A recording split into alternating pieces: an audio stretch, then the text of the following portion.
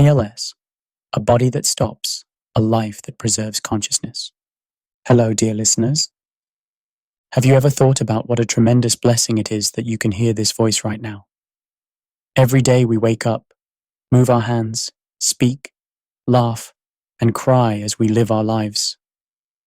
We take all of this for granted. But there are people in this world whose such normalcy disappears day by day. These are people suffering from Lou Gehrig's disease, medically known as Amyotrophic Lateral Sclerosis, or ALS for short. This disease is truly cruel.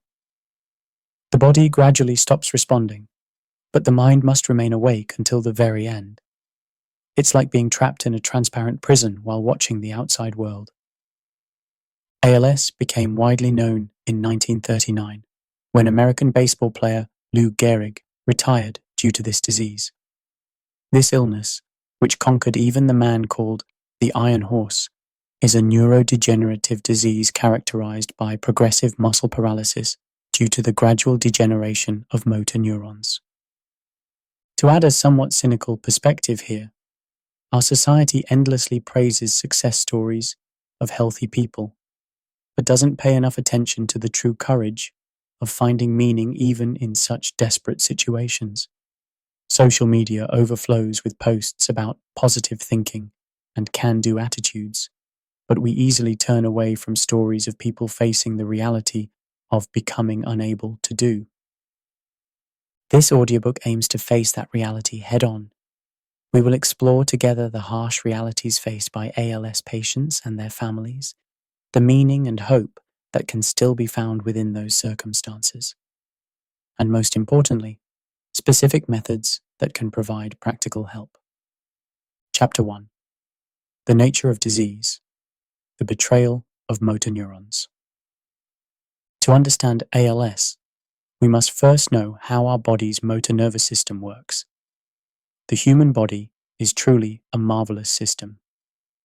When the brain sends a signal to move your hand, that signal travels through the spinal cord to peripheral nerves and finally reaches the muscles to create the desired movement. The key players in this process are motor neurons. These consist of upper motor neurons that extend from the cerebral cortex to the spinal cord, and lower motor neurons that connect from the spinal cord to muscles.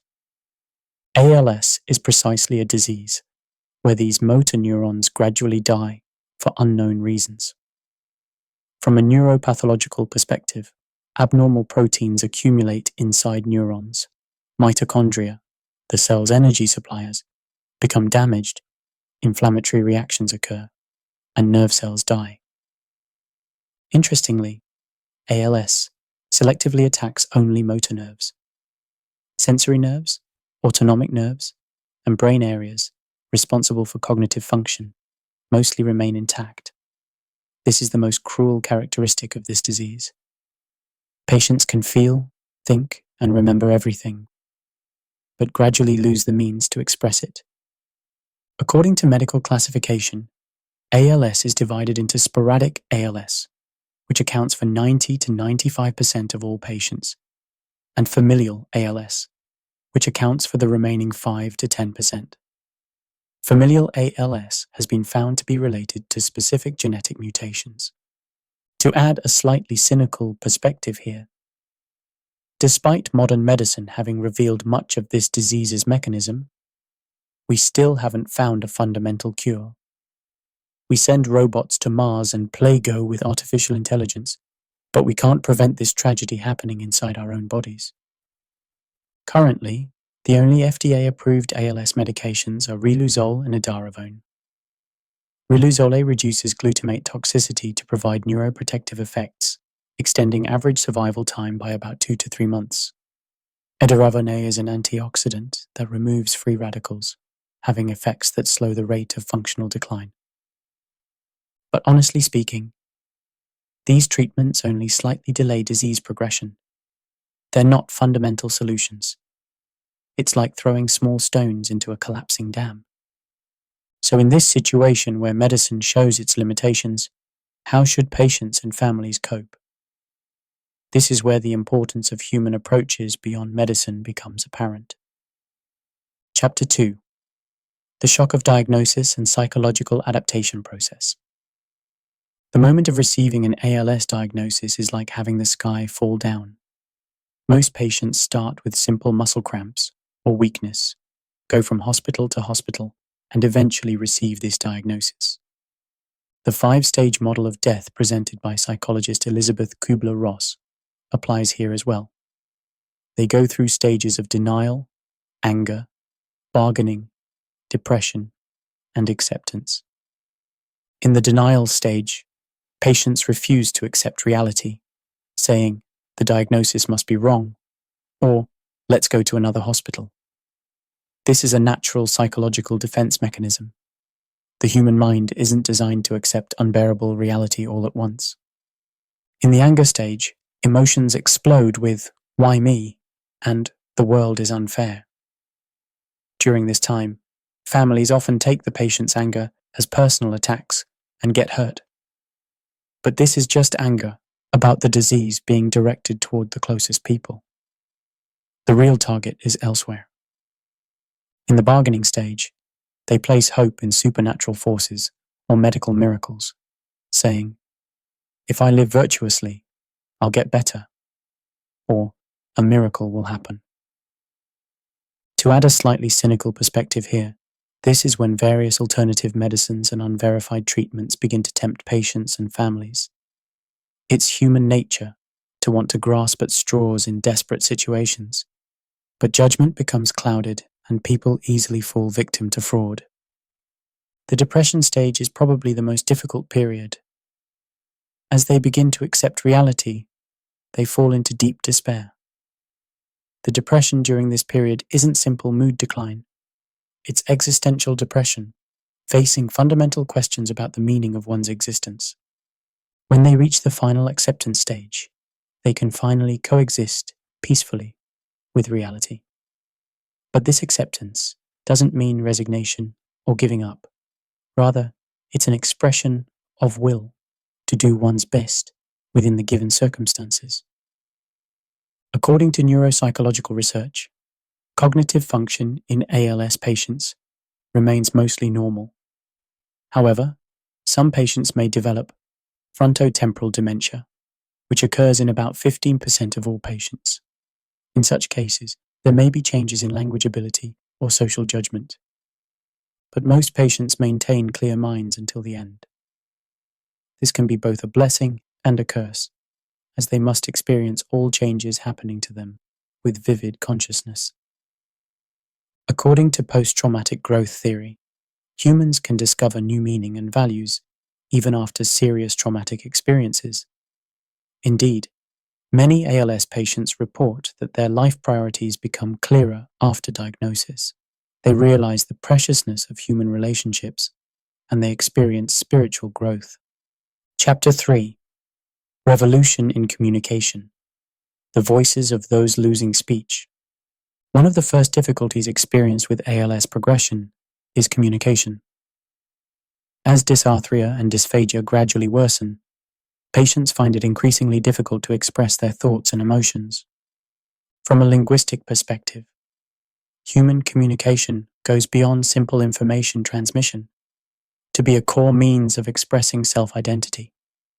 When Socrates said, "Know thyself," that knowledge becomes complete only when expressed through language. Therefore, losing speech isn't just losing a means of communication. It's like losing part of one's existence. However, technological advancement is presenting new hope in such desperate situations. Augmentative and alternative communication, AAC technology, provides various methods to replace spoken language. The most basic form is systems using letterboards or picture cards. Patients point to letters or pictures with their fingers or gaze to express their intentions. But this method has limitations of taking a long time and being difficult to convey complex content. More advanced forms are computer-based AAC systems. A representative example is the voice synthesis device like the one used by Professor Stephen Hawking. When patients input text, the computer converts it to voice. Recently, eye tracking technology has made remarkable progress. This system detects patient eye movements to select letters or words on screen. This technology provides communication opportunities even for patients who cannot move any other part of their body. Furthermore, brain-computer interface technology is being researched. This system directly reads patient brainwaves to understand intentions and converts them to text or voice. While still in research stages, the future may bring an era where communication is possible through thought alone. To add a slightly cynical perspective here, while these cutting-edge technologies are being developed, there are still many problems in terms of insurance coverage and accessibility. Expensive equipment can only be used by some patients with economic means, and most patients still have to rely on basic methods. But technological solutions aren't everything. The essence of communication is not technology, but heart-to-heart connection. It's also important for families and caregivers to develop the ability to read patients' nonverbal signals. For example, sufficient communication is possible through changes in eye expression, subtle facial changes, and small finger movements. What's important is recognizing patients as subjects of communication and waiting with sufficient time and patience. Predictive communication is also helpful. If caregivers can understand patients' daily routines or interests in advance and somewhat predict what patients want, communication becomes much easier. Voice recording is also an important preparation. While voice still remains, patients should record frequently used sentences or things they want to say to family members. There's also technology that allows patients to speak in their own voice when using voice synthesis devices later. Chapter 4. The Science and Art of Physical Care. As ALS progresses, patients' physical functions gradually decline. What's needed then is not simple nursing care, but systematic care based on scientific evidence. Physical therapy, to prevent muscle atrophy and joint contracture, is very important. When active exercise becomes difficult, passive joint exercises must be performed to maintain range of motion. From a muscle physiology perspective, unused muscles atrophy rapidly, so patients should be encouraged to use their muscles as long as possible. However, it's important to note that excessive exercise can actually accelerate muscle damage. Therefore, selecting appropriate intensity exercise according to the patient's condition is crucial. Respiratory management is a matter directly connected to life. ALS affects the diaphragm and intercostal muscles, gradually declining respiratory function. Pulmonary function tests should be conducted regularly to monitor changes in respiratory function. Non-invasive positive pressure ventilation is very useful in early respiratory failure stages. This method assists breathing by supplying positive pressure through a mask, improving sleep quality and extending survival time. But as the disease progresses, tracheostomy with mechanical ventilation must eventually be considered. This is a very difficult decision. While it can extend life, it also greatly affects the quality of life for patients and families. To add a slightly cynical perspective here, our society tends to view life extension as an unconditional good. But often we don't sufficiently consider the quality of that extended life or the patient's will. Even medical staff sometimes get caught up only in technical possibilities and miss the human perspective. Nutritional management is also an important issue. When oral intake becomes difficult due to dysphagia, nutritional supply through gastrostomy should be considered. This helps prevent aspiration pneumonia and maintain adequate nutritional status. Pressure ulcer prevention is essential for patients who spend much time in bed.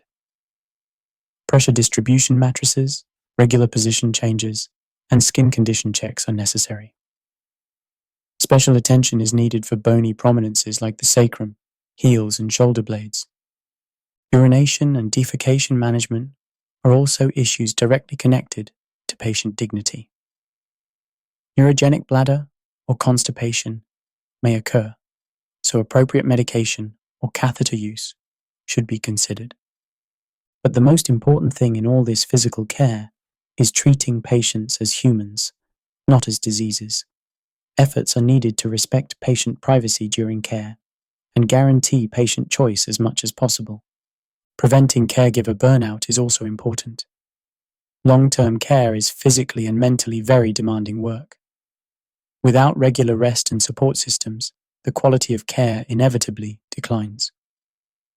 Chapter 5. Changes in family dynamics and adaptation.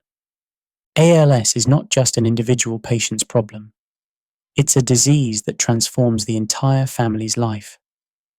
According to family systems theory, family is like one organism where changes in one member affect the entire system. For spouses, roles suddenly change from lover to caregiver. This fundamentally changes relationship dynamics. The transition from romantic relationship to caregiving relationship can cause much internal conflict. Psychologists call this role strain, stress that occurs when one person must perform multiple roles simultaneously. In situations where one must be both spouse and caregiver, great difficulties arise when each role's requirements conflict. This disease is also a great shock to children. Especially adult children conflict between the obligation to care for parents and the desire to live their own lives. This is also called the sandwich generation phenomenon. For minor children, they show different reactions according to developmental stages. Young children don't fully understand the situation, but sensitively detect changes in the household atmosphere. Adolescents may actually receive greater shock, as family stability is shaken during the important period of identity formation. To add a slightly cynical perspective here, our society tends to glorify family sacrifice. While packaging dedication to family as noble, we easily overlook the psychological burden that dedication places on individuals. Especially our country's Confucian family culture tends to take individual sacrifice for granted, making it difficult for caregivers to reveal their difficulties. Family conflicts inevitably occur. Conflicts can arise over differences in treatment direction, sharing economic burdens, and distribution of caregiving roles.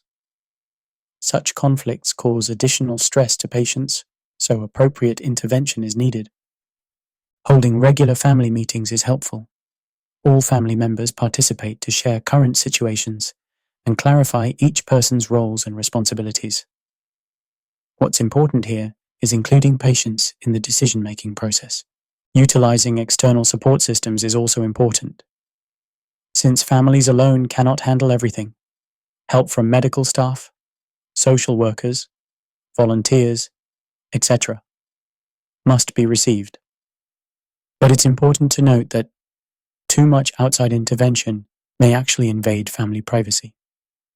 Mental health management for family members is also essential. Depression, anxiety disorders, and post-traumatic stress disorder may occur, so professional psychological counseling or treatment should be received when necessary. Caregiver burnout in particular is a very common problem. Physical fatigue, emotional exhaustion, and social isolation may appear. To prevent this, regular rest, hobby activities, and social support are needed. Chapter 6. Economic reality and social support systems. ALS also brings great economic burden. Medical expenses, nursing costs, and assistive device purchase costs continuously occur, pressuring household finances. Our country's health insurance system responds relatively well to acute care, but has limitations for long-term care of chronic diseases.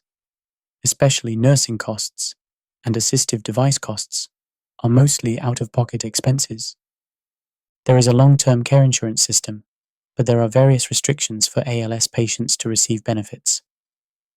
Patients under 65 can use long-term care insurance only when recognized as having geriatric diseases, and the scope is limited. To add a slightly cynical perspective here, our society's welfare system is still designed around productive individuals. consideration for people who have lost productivity due to illness is insufficient in reality. Especially rare disease patients easily get pushed out of policy priorities because of their small numbers. But we shouldn't just despair. Various support systems exist and should be actively utilized. First, various benefits can be received through disability registration. ALS can mostly be recognized as physical disability or brain lesion disability, and depending on disability grade, medical expense support, transportation discounts, tax benefits, etc., can be received. Industrial accident insurance or national pension disability benefits can also be applied for when applicable. Especially if job-related factors influence disease occurrence, there's possibility of receiving industrial accident recognition. For private insurance, there are products that support diagnosis costs or nursing costs, but most must be joined before disease occurrence, so preparation in advance while healthy is important. There are also ways to save medical costs through close cooperation with medical staff. This includes avoiding unnecessary tests or procedures, utilizing generic drugs, and using home medical services. Saving nursing costs through role distribution within the family is also a method. Rather than leaving everything to professional caregivers, families can do what they can themselves and receive outside help only for professional parts. Crowdfunding or donation collection can also be considered. Recently, it has become relatively easy to receive donations through online platforms, but transparent disclosure of usage details and appropriate expressions of gratitude are important. Most importantly, planning ahead is crucial. We must anticipate what costs will occur as the disease progresses and establish financial plans to prepare for them. Chapter 7. Spiritual Care and Exploration of Existential Meaning. When facing incurable diseases like ALS, many people encounter spiritual questions. Fundamental questions like, why me? What is the meaning of life? And what exists after death? According to Viktor Frankl's logotherapy, humans are beings who seek meaning. Through his experience in Nazi concentration camps, he said, "Everything can be taken from a person but one thing, the last of human freedoms, to choose one's attitude in any given set of circumstances." For ALS patients, these words have special meaning. Even while losing physical freedom, they can still choose what attitude to take toward this situation. People with religious faith may find their faith deepening during this time, or conversely, may harbor resentment or doubt toward God. These are all natural reactions. As seen in the book of Job, questioning and sometimes resenting God in the face of suffering can be part of the faith process. To add a slightly cynical perspective here, some religious people or spiritual leaders sometimes offer hasty comfort, saying, "Illness is also God's will." But such words can actually hurt patients. True spiritual care is not providing easy answers, but questioning and walking together. Meditation or prayer helps many patients. According to neuroscience research, meditation actually changes brain structure, reducing stress and promoting tranquility. Especially mindfulness meditation helps focus on the present moment, reducing anxiety about the future. Art therapy is also a form of spiritual care. Through music appreciation, drawing, poetry writing, etc., people can express their inner selves and experience beauty. Even when hands become difficult to use, sufficient artistic experience can come just from seeing with eyes and feeling with heart. Connection with nature is also important. Just looking at scenery outside the window, appreciating garden flowers, or listening to bird songs can provide spiritual comfort. According to environmental psychology research, natural environments reduce human stress and promote healing power. Legacy creation is also meaningful work, recording one's life story or writing it down, and organizing messages to convey to family members. This provides comfort in the sense of leaving something that will continue after one's existence disappears. But the most important spiritual care is human connection. Through genuine encounters with family, friends, medical staff, and spiritual guides, confirming each other's existence and sharing love. Chapter 8: Death and Dignity and Freedom of Choice. Upon receiving an ALS diagnosis, patients and families inevitably think about death. This is a fearful topic, but it also raises important questions about quality of life and dignity. Medical ethics greatly values patient autonomy. Patients have the right to make decisions about their treatment, including the right to refuse life-sustaining treatment. According to the Life-Sustaining Treatment Decision Act, terminal patients can refuse or discontinue life-sustaining treatment. But in ALS cases, decision-making capacity may become limited during progression. So it's important to prepare advance directives for life-sustaining treatment in advance. To add a slightly cynical perspective here, our society advocates respect for life while still tabooizing dignified death. Rather than accepting death as a natural process, we tend to view it as an evil that must be avoided at all costs. Hospice palliative care is a very important alternative in such situations. It's an approach that departs from aggressive treatment aimed at cure to prioritize patient comfort and quality of life. The core of palliative care is symptom relief. It actively manages pain, dyspnea, anxiety, depression, etc., to help patients live as comfortably as possible. This doesn't mean just medication treatment, but also includes psychosocial and spiritual support. Home hospice allows patients to spend their final time with family in familiar environments. Research reports that quality of life for patients who die at home is higher than in hospitals. But home hospice isn't always possible. Family caregiving ability, living environment, economic situation, etc., must be comprehensively considered. In some countries, physician-assisted suicide or euthanasia is legalized, but it's not yet legally permitted in our country. This is a very complex and sensitive issue, requiring various discussions from medical, ethical, legal, and religious perspectives. What's important is respecting patient choice, while carefully examining whether that choice is based on sufficient information and not due to external pressure. Bereavement preparation is also important. Not only patients, but families also need time to psychologically prepare for approaching death. Discussing funerals in advance, writing wills, and saying final farewells are sad but necessary processes. Pericles, called the father of Greek democracy, said, "What we should fear is not death itself, but a meaningless life." This can also apply to ALS patients. Regardless of how much time remains, how to spend that time meaningfully may be more important. Chapter 9: Cooperation with medical staff and navigating the medical system.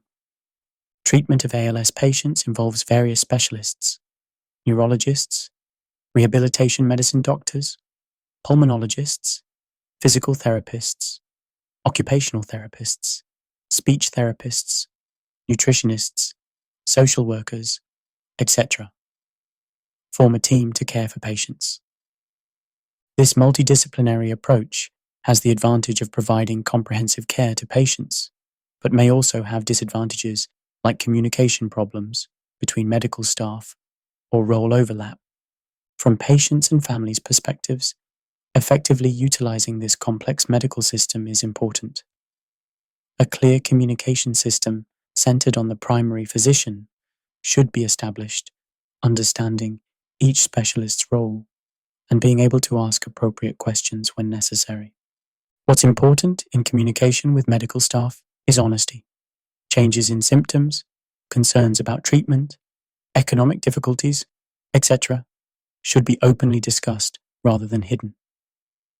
Medical staff also need to know the patient's overall situation to establish optimal treatment plans. To add a slightly cynical perspective here, our country's medical system still has physician-centered and authoritarian aspects. There's a tendency to prioritize medical staff judgment over patient opinions. making it difficult to realize truly patient-centered medicine. Also, medical staff are human and have limitations. Due to time shortage, excessive workload, emotional burnout, etc., they may sometimes not pay sufficient attention to patients. But while understanding these limitations, patients and families must actively assert their rights. They should exercise rights to seek second opinions, refuse treatment, and access medical information. Medical record management is also important. When moving hospitals or meeting new medical staff, previous test results or treatment progress must be accurately conveyed. Keeping a personal medical diary is also helpful. Participating in clinical trials is also a possible option. Various clinical trials for ALS treatment are currently being conducted worldwide. While they cannot guarantee certain effects, they can provide opportunities to access new treatments. But when deciding to participate in clinical trials, sufficient information must be obtained and careful judgment made.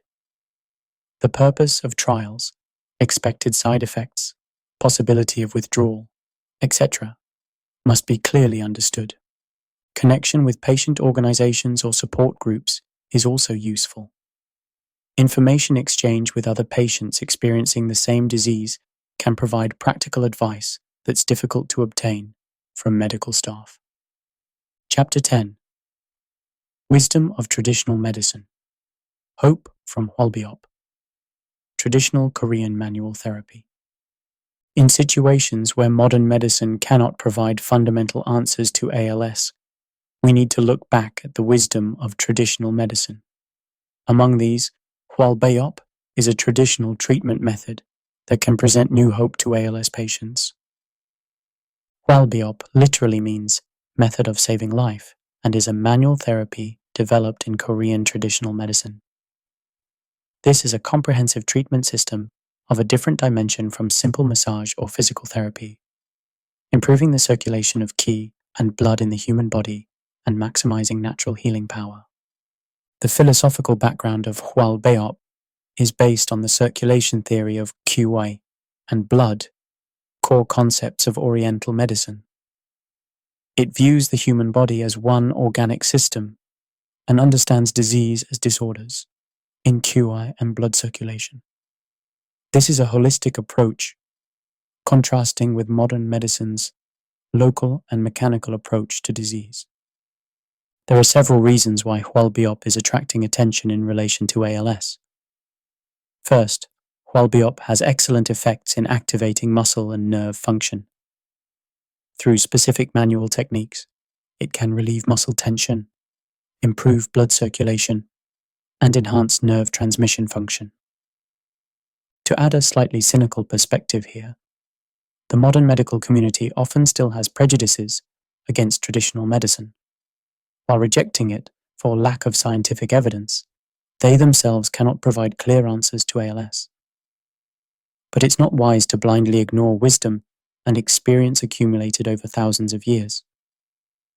Looking at specific application methods of Hwalbiop, patient overall condition is first diagnosed.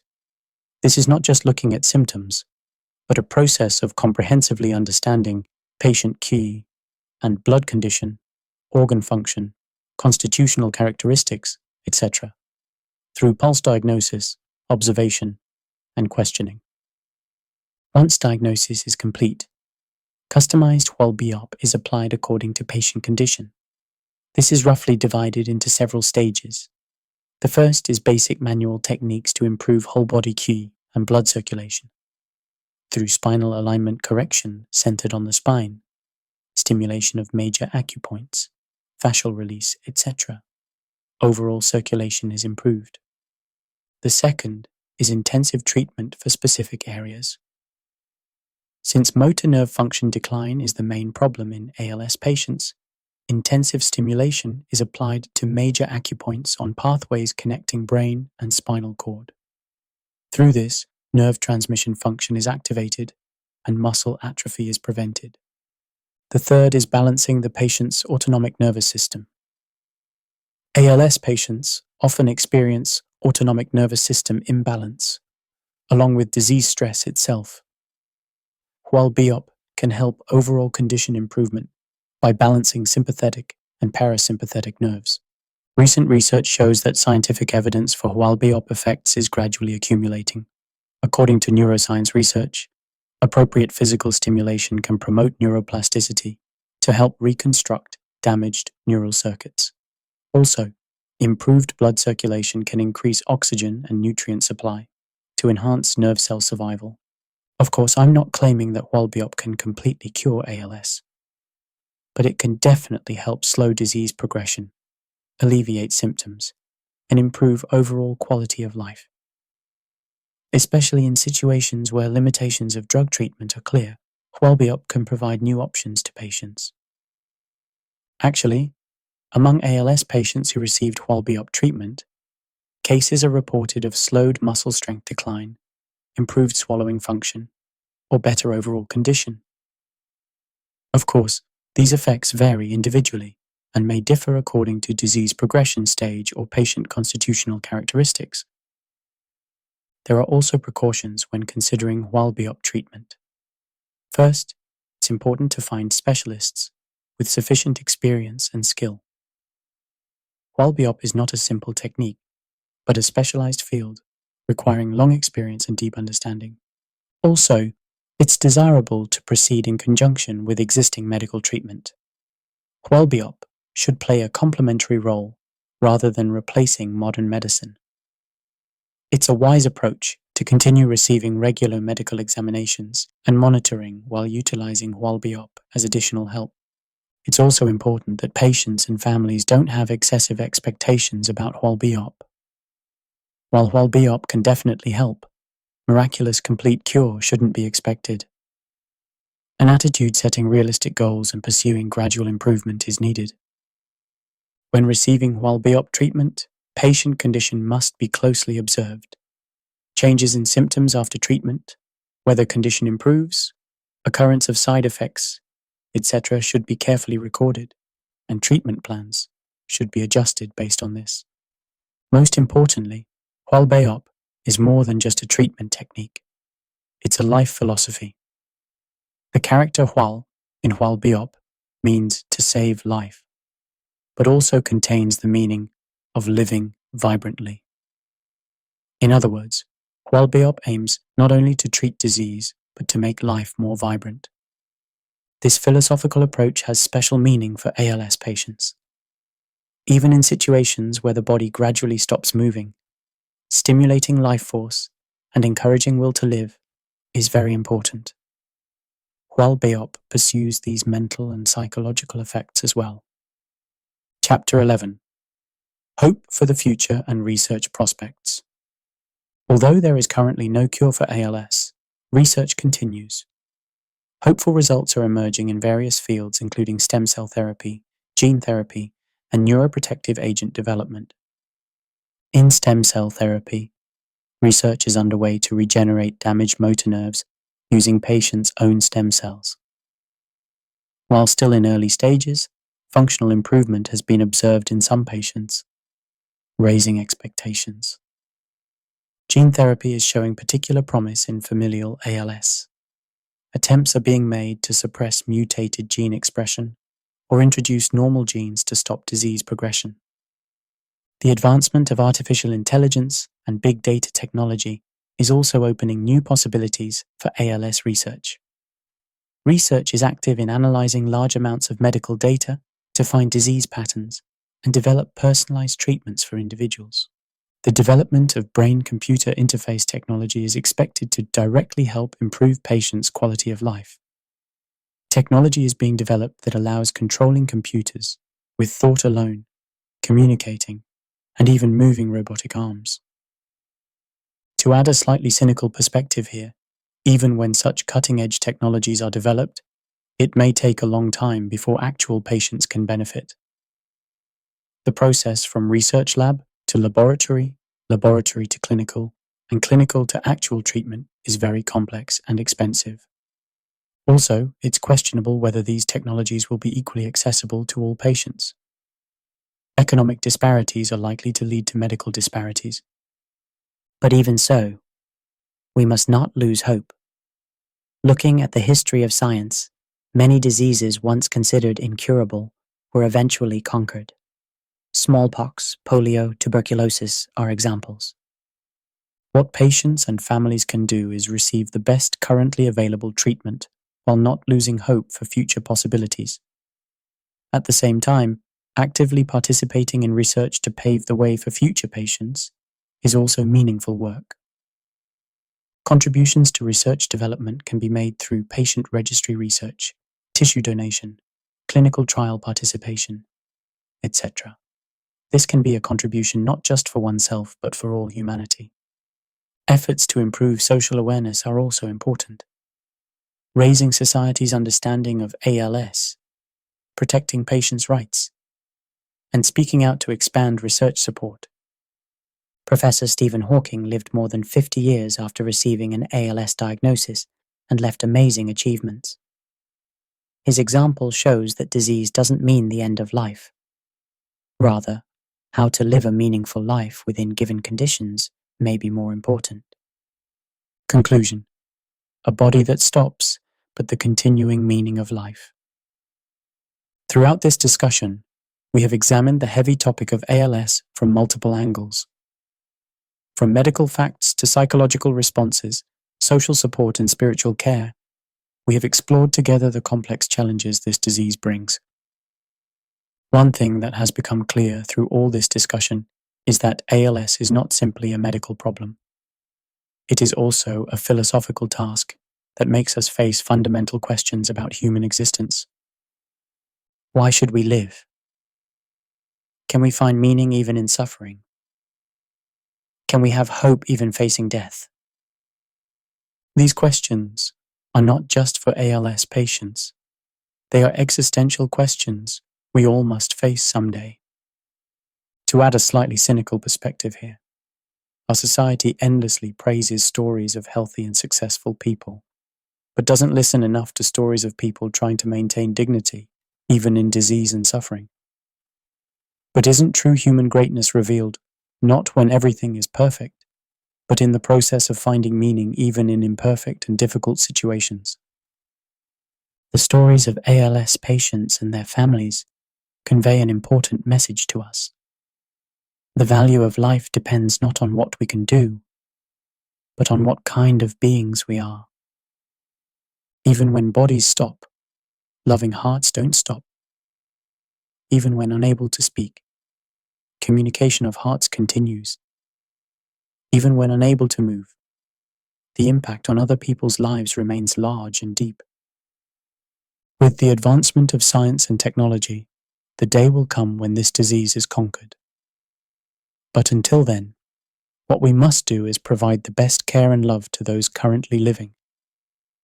Medical staff must develop better treatments, families must care with unchanging love, and society must create better support systems. And we all must pay respect to the existence and struggles of those experiencing such difficulties and learn the true meaning of life from them. Romans 8:38-39 says, "For I am convinced that neither death nor life, neither angels nor demons, neither the present nor the future, nor any powers, neither height nor depth, nor anything else in all creation, will be able to separate us from the love of God that is in Christ Jesus our Lord." Even ALS disease, even the limitations of the body, even death itself cannot overcome the power of love. That love sustains patients, binds families together, and leads us all to deeper humanity. Thank you to everyone who listened to this audiobook today. Your interest and love will be a great strength to those experiencing difficulties. Please subscribe and share so more people can hear such stories. We'll meet again in the warm world we create together. Thank you.